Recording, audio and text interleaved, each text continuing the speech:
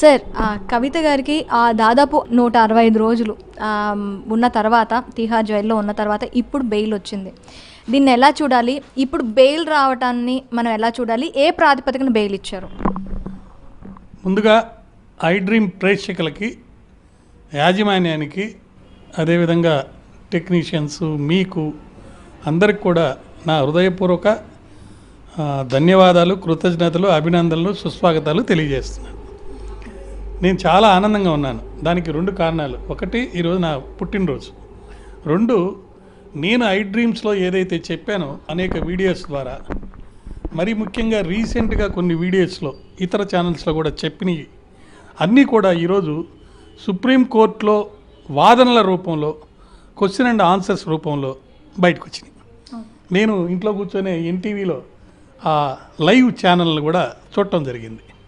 165 రోజుల తర్వాత ఆమె బయటికి రావడం అంటే అటు లీగల్గా, రాజకీయంగా, సోషల్గా అనేక చర్చలు మొదలయ్యాయి, ఇంకా కూడా కొనసాగుతాయి. దానికి అంతటికి కారణము 2 విషయాలు. భారతదేశ చరిత్రలో ఈ పర్టికులర్ లిక్కర్ స్కామ్ కేసులో 2 గొప్ప లేకపోతే ముఖ్యమైన విషయాలు జరిగినాయి. ఒకటి, ఆమ్ ఆద్మీ పార్టీ లాంటి పార్టీని ముద్దాయిగా చేశారు ఈ కేసులో. గతంలో ఏ పార్టీ కూడా ఏ కేసులో కూడా ముద్దాయిగా లేదు. మరి ఒక కేసులో ముద్దాయి అవ్వాలంటే పిఎంఎల్ఏ యాక్ట్లో ఉన్న ప్రొవిజన్స్ ప్రకారం అది కంపెనీ అయి ఉండాలి.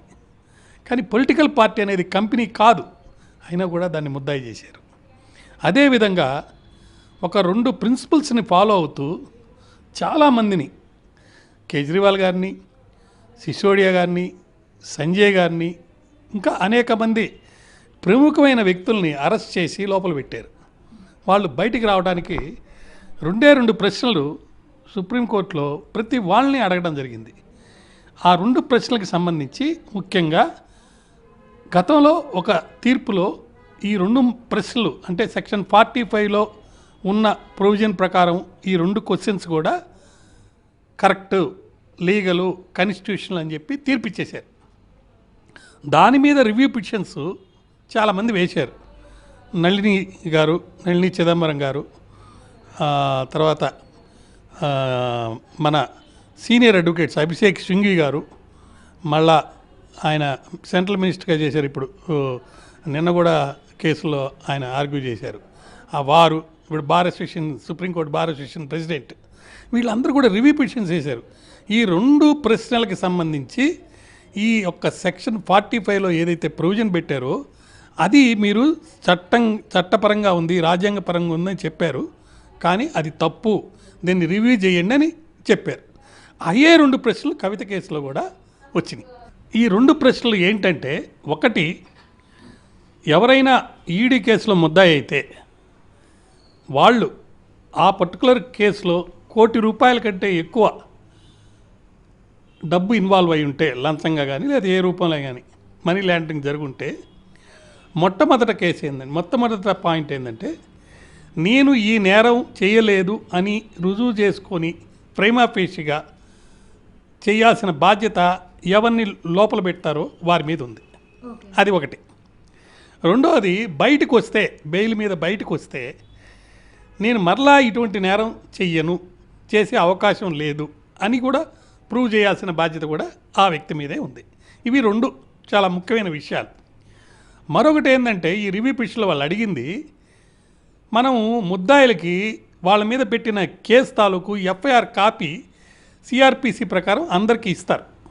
అసలు ఏం కేసు పెట్టారని తెలియాలి కదా. కానీ కంపల్సరీ ఇవ్వాల్సిన అవసరం ఈడీ కేసుల్లో లేదు. దాన్ని ఈసీఐఆర్ అంటారు. ఆ ఈసీఐఆర్ రిపోర్టు కాపీ కూడా వాళ్ళకి ఇవ్వాల్సిన అవసరం లేదు అన్నట్టుగా ఈ చట్టం ఉంది. మరి ఇది చట్ట వ్యతిరేకం కదా అనేది ఒక ఇది. సో దాని మీద కూడా రివ్యూ పిటిషన్లో మరి చర్చ జరుగుతుంది. అయితే ఈరోజు మరి ముఖ్యంగా కవిత గారి కేసు గతంలో 22వ తారీఖు నాటి నుంచి ఈ రోజుకు వాయిదా పడింది. 22వ తారీఖు కౌంటరు వేయనందుకు ఈడీకి సంబంధించిన లాయర్ల మీద సుప్రీంకోర్టు బెంచి ఆగ్రహం వ్యక్తం చేసింది. అప్పుడు ఆ సందర్భంలో ఏమడిగిందంటే, మీ దగ్గర హైకోర్టు రికార్డ్ ఫైల్ ఉండి కూడా దాన్ని బేస్ చేసుకొని కౌంటర్ దాఖలు చేయకుండా వాయిదాలు అడుగుతున్నారు. ఇది తప్పు అంటే అప్పుడే కొంచెం అర్థమైంది జనాలకి, అంటే ప్రజలకి.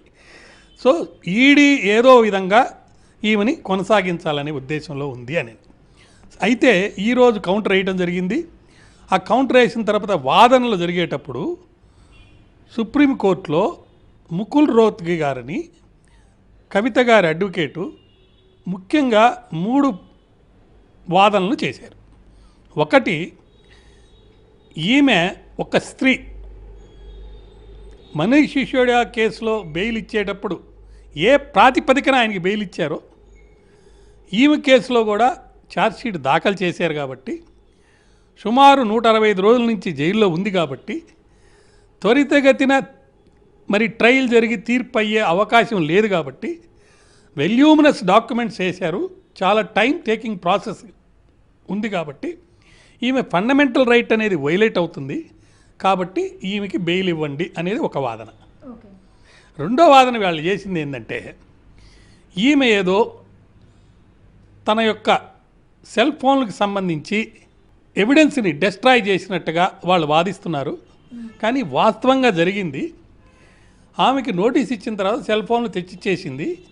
కానీ తెచ్చిచ్చే లోపల ఆమె కొత్త ఫోన్లు తీసుకున్నందువల్లనో అనేక కారణాల వల్ల ఆమెకున్న ఫోన్లని ఇతరులకు ఇచ్చింది. ఆ ఫోన్లను మళ్ళీ వాళ్ళ దగ్గర నుంచి తెచ్చుకొని ఆ తెచ్చుకున్న ఫోన్లను వాళ్ళకి ఇచ్చేసింది.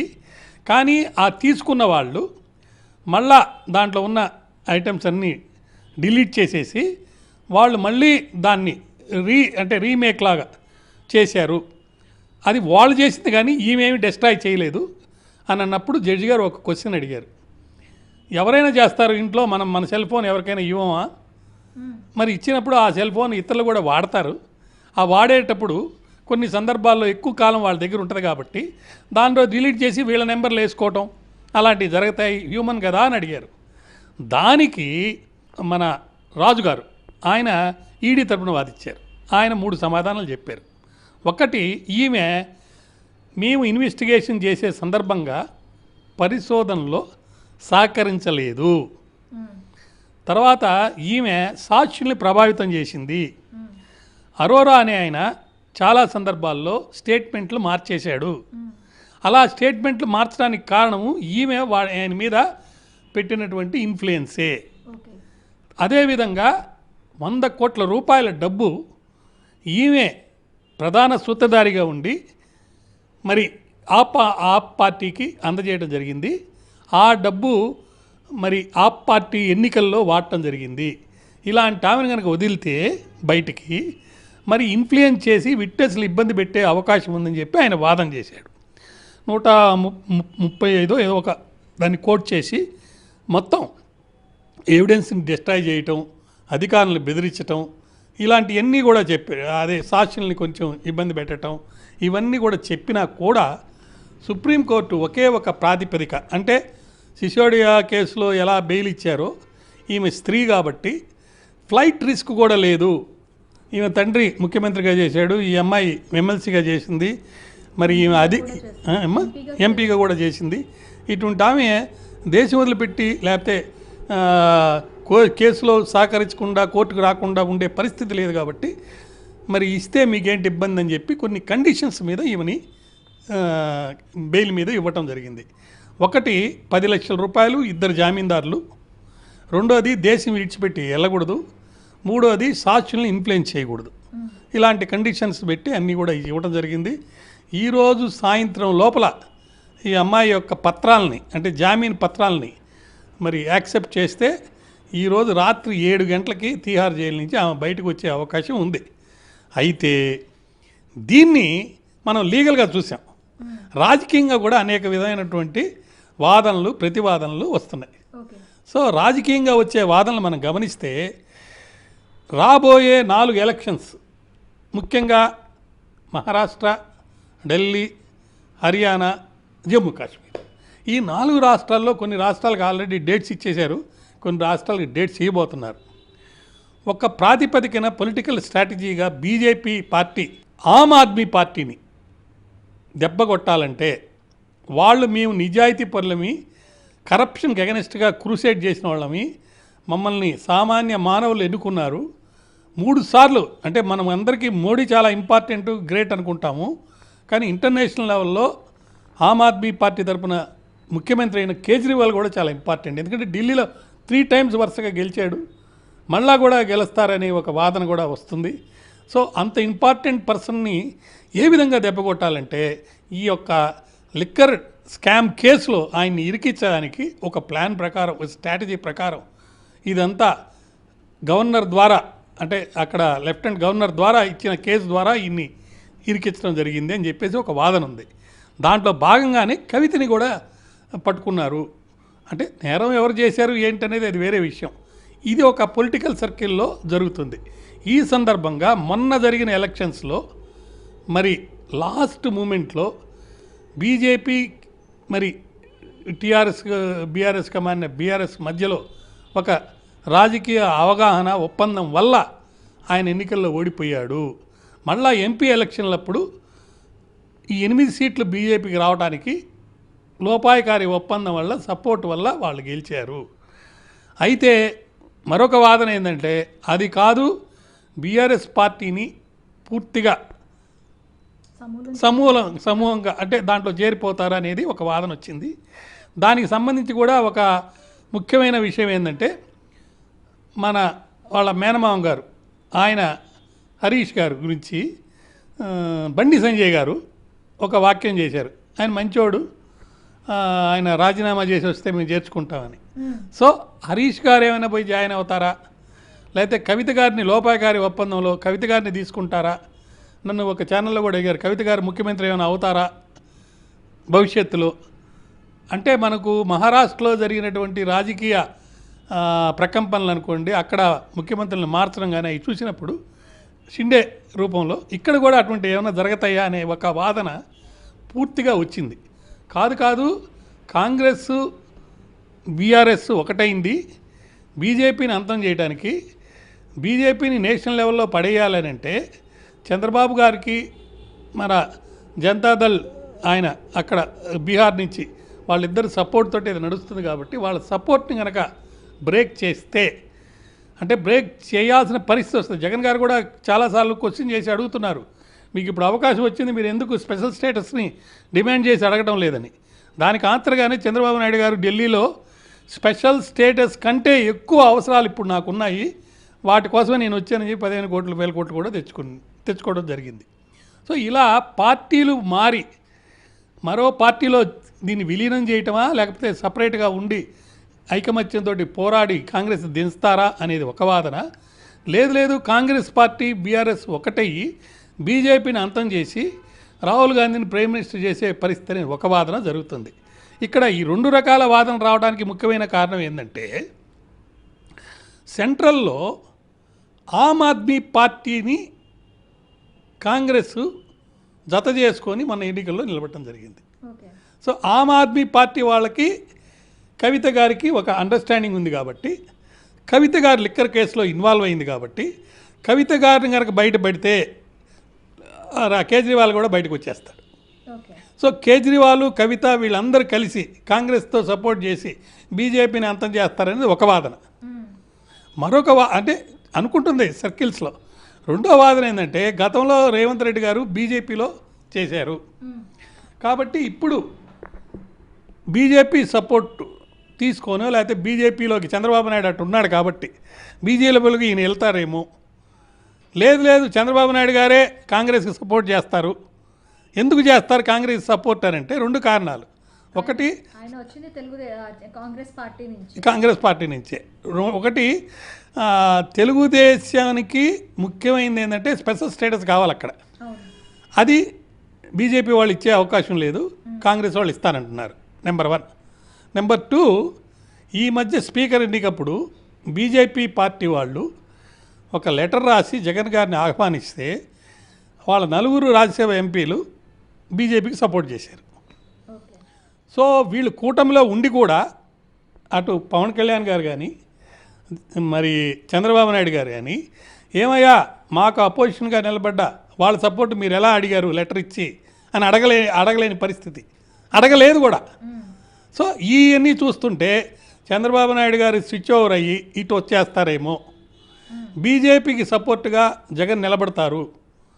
కారణాలు కేసుల వల్ల కానివ్వండి, లేకపోతే ఇప్పుడు ప్రతిపక్షంలో ఉన్నందువల్ల తక్కువ సీట్లు వచ్చినాయి కాబట్టి, లేకపోతే ఆయన ఎదుగుదల అయ్యి నెక్స్ట్ టైం మళ్ళీ సీఎం అవడానికి వీళ్ళ సహకారం కావాలి కాబట్టి, ఇలా ఈ బెయిల్ విషయం అనేది రాజకీయ ప్రకంపనలు రెండు తెలుగు రాష్ట్రాల్లో, అటు నేషనల్ లెవెల్లో ఆమ్ ఆద్మీ పార్టీ ఉంది కాబట్టి చాలా ముఖ్యంగా జరిగినాయి. అయితే అన్నిటికంటే ముఖ్యమైనది ఏంటంటే 4 రాష్ట్రాల్లో ఎవరు గెలుస్తారు అనే దానికి కొన్ని కారణాల వల్ల మహారాష్ట్రలో కాంగ్రెస్ వచ్చే అవకాశం ఉంది, హర్యానాలో కాంగ్రెస్ వచ్చే అవకాశం ఉంది. అదేవిధంగా జమ్మూ కాశ్మీర్లో ఈ 370 ఆర్టికల్ రద్దు చేశారు కాబట్టి బీజేపీని అక్కడ ఎక్కువ మంది హిందూస్ లేరు కాబట్టి, ముస్లిమ్స్ ఎక్కువ కాబట్టి కాంగ్రెస్ వచ్చే అవకాశం ఉంది. మరి ఢిల్లీలో ఎవరికి వస్తుంది అనేది $1 మిలియన్ క్వశ్చన్. ఢిల్లీలో జరిగిన ఎలక్షన్స్లో మొన్న ఎంపీ సీట్లు మొత్తం 8 కూడా ఎన్ని సీట్లు ఉంటే అన్నీ కూడా బీజేపీకి వెళ్ళిపోయినాయి. కాంగ్రెస్ ఆమ్ ఆద్మీ పార్టీ కలయికతో నిలబెట్టి పెట్టిన క్యాండిడేట్స్ అని చిత్తుగా ఓడిపోయారు. ఇప్పుడు మరి ఈయన బయటకు వస్తే, కేజ్రీవాల్ కనుక బయటకు వస్తే, ఆయన మళ్ళీ మన వాళ్ళెవరు కాంగ్రెస్ ఆమ్ ఆద్మీ పార్టీ రెండు కలిసి పోటీ చేస్తాయా అసెంబ్లీ ఎన్నికల్లో? దాన్ని కార్యకర్తలు ఒప్పుకుంటారా? ఇప్పుడు ఆంధ్ర రాష్ట్రంలో జరిగిన ఎన్నికల్లో అనేక అభియోగాలు ఉన్నాయి. ఒకటి దాన్ని ఏమంటారు, ఈవీఎంస్ని ఇంటర్ఫియర్ చేశారని, ఈవీఎం ద్వారా వేరే పద్ధతుల్లో దాన్ని మేనేజ్ చేసి గెలిచారని ఇప్పుడు కేసులు కూడా జరుగుతున్నాయి. మరి అక్కడ ఢిల్లీలో మరి అక్కడ వాళ్ళిద్దరూ కలిసి నిలబడితే ఓడిపోయారు. ఇప్పుడు ఇండిపెండెంట్గా నిలబడాలంటే ఒకరినొకరు తిట్టుకోవాలి. మరి ఒకరినొకరు అక్కడ తిట్టుకుంటుంటే ఇక్కడ బీఆర్ఎస్ వాళ్ళు కాంగ్రెస్ వాళ్ళు తిట్టుకుంటున్నారు. అంటే మేము బయట లోపల ఒప్పందాలు మనకు సంబంధం లేదు. మరి అక్కడ కూడా తిట్టుకుంటారా, లేకపోతే వేరే విధంగా సపరేట్గా చేస్తే బీఆర్ఎస్ వెళ్ళి ఆమ్ ఆద్మీ పార్టీకి సపోర్ట్ చేయాలి.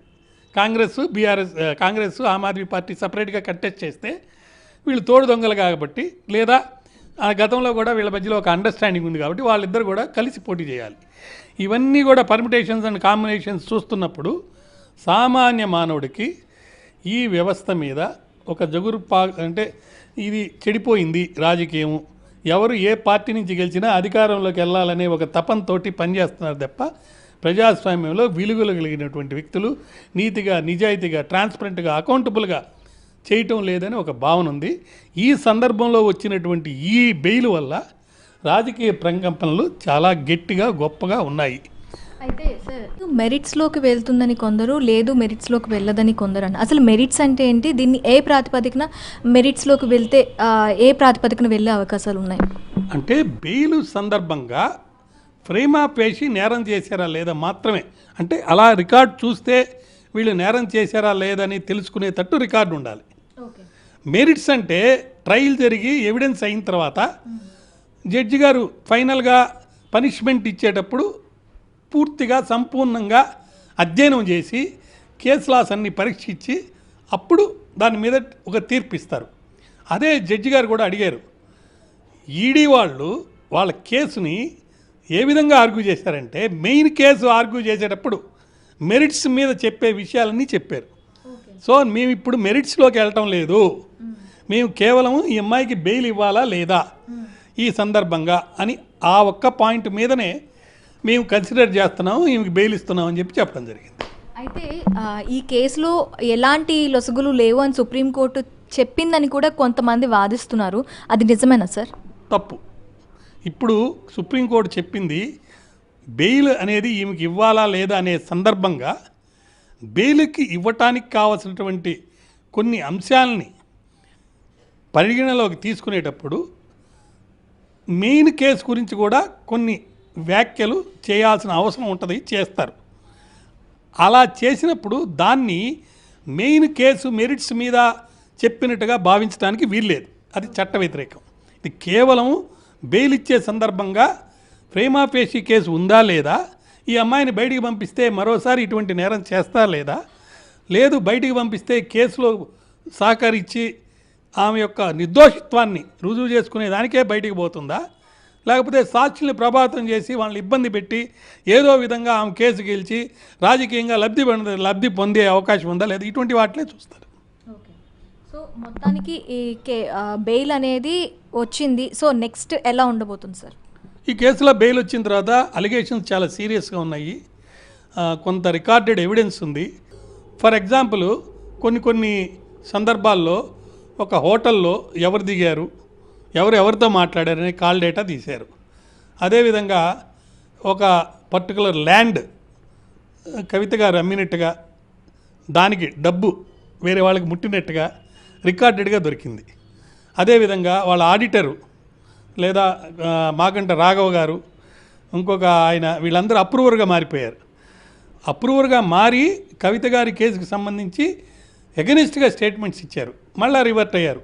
ఇవన్నీ కూడా పరిగణలోకి తీసుకున్నప్పుడు ఒక పక్క రెండు సింహాలు కనుక యుద్ధం చేస్తున్నట్టుగా, అంటే ఒక సింహం ఇంకో సింహము లేడితో కాదు, అట్లా ఇరు పక్షాల మధ్య ఒక యుద్ధ వాతావరణం వచ్చి రష్యా చేస్తున్నట్టుగా అక్కడ వాళ్ళ యొక్క ఎవిడెన్స్ పెట్టడంలో కానీ, సైంటిఫిక్గా కొన్ని ప్రూవ్ చేయడంలో కానీ, మానిటరీ కన్సిడరేషన్స్ ప్రూవ్ చేయడంలో కానీ, అదేవిధంగా ఈడీ యాక్ట్లో ఉన్నటువంటి గట్టి లేకపోతే కొన్ని ప్రొటెక్షన్స్, అంటే నేరాన్ని ప్రూవ్ చేసుకునేదానికి చట్టంలోనే కొన్ని వెసులుబాట్లు ఈడీకి సపోర్ట్గా ఉన్నాయి. సో ఈ సందర్భంలో భవిష్యత్తులో ఈ కేసు ఎలా ఉంటుంది అనేది ట్రయల్లో చాలా పేజీలు, వేల పేజీలు దీంట్లో ఉన్నాయి. 453, 1553 ఎంతమంది సాక్షులు విచారించారు.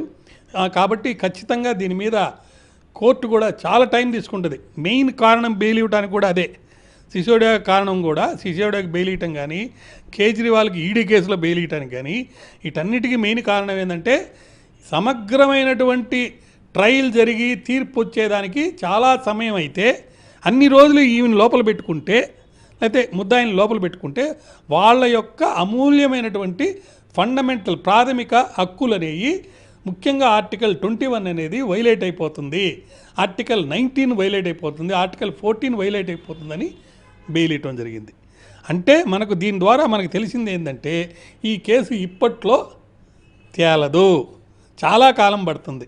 బహుశా మళ్ళీ నెక్స్ట్ ఎలక్షన్స్లో ఎవరు అవుతారో అప్పుడు దాకా కేసీఆర్ ఉంటారా లేదా, కేసీఆర్ లేకపోతే కేటీఆర్ ముఖ్యమంత్రి అవుతారా, లేకపోతే కవిత గారు ముఖ్యమంత్రి అవుతారా అని బీఆర్ఎస్ వాళ్ళు అనుకుంటుంటే, లేదు 10 ఏళ్ళు నేనే ముఖ్యమంత్రిని రేవంత్ రెడ్డి చెప్తుంటే, లేదు కాంగ్రెస్ పార్టీలో ఎవరైనా ముఖ్యమంత్రి కావచ్చని జగ్గారెడ్డి గారు చెప్తుంటే, వీళ్ళందరూ కాదు మోడీ ఒక్క సపోర్ట్లో మొన్న 8 మందిని గెలిచాం కాబట్టి ఎంపీలుగా మేమే రాష్ట్ర ప్రభుత్వాన్ని ఇక్కడ ఏర్పాటు చేస్తామని బీఆర్ఎస్ వాళ్ళు అంటున్నారు. వీళ్ళందరిలో మరి మజ్లీస్ వాళ్ళు ఎవరు అధికారంలోకి వస్తే వాళ్ళకి సపోర్ట్గా నిలబడి ఇప్పుడు ఈ హైడ్రా విషయంలో కానీ అన్నీ మనం చూస్తుంటే వాళ్ళు కాలం గడుపుతున్నారు. కాబట్టి రాబోయే రోజుల్లో ఈ దర్యాప్తు పూర్తయ్యి ఛార్జ్షీట్లు అయితే వేశారు, కానీ ఇంకా పరిశోధన చేయాల్సినవి చాలా ఉన్నాయి. వీటిల్లో ముఖ్యంగా ఈ 100 కోట్ల రూపాయలు ఎక్కడికి వెళ్ళినాయి, ఆ డబ్బు ఇంకా రికవరీ కాలేదు. ఇదే క్వశ్చను జడ్జి గారు కూడా అడిగారు. సో మేము ఇంకా సమగ్రమైన దర్యాప్తు చేస్తున్నాం, ఆ డబ్బును కూడా రికవరీ చేస్తాము అని ఈడీ వాళ్ళు చెప్పడం జరిగింది. కాబట్టి ఇది కాలం ఇంకా చాలా కాలం పడుతుంది. దాంట్లో ఒకవేళ కనుక నేరం కనుక రుజువైతే, మనకందరికీ గుర్తుంది జయలలిత కేసులో శిక్షలు పడింది, జయలలిత నేస్తం, ఆ అమ్మాయి పేరు ఏదో ఉంది, శశికళ గారు 3 ఏళ్ళు జైల్లో ఉండి రావడం జరిగింది. అదే కనుక జయలలిత బతుకుంటే ఆమె కూడా అన్ని రోజులు ఉండి వచ్చేది. తర్వాత జయలలిత గారి మీద ఫైన్ వేశారు. ఆ ఫైన్ డబ్బుని రికవర్ చేశారా లేదో తెలియదు నాకు. రికవర్ చేయకపోతే మనిషి చచ్చిపోయినా రికవర్ చేయాలని చెప్పి ఒక కొత్త చట్టంలో ఉంటే ఒక రూల్ కూడా పెట్టున్నారు.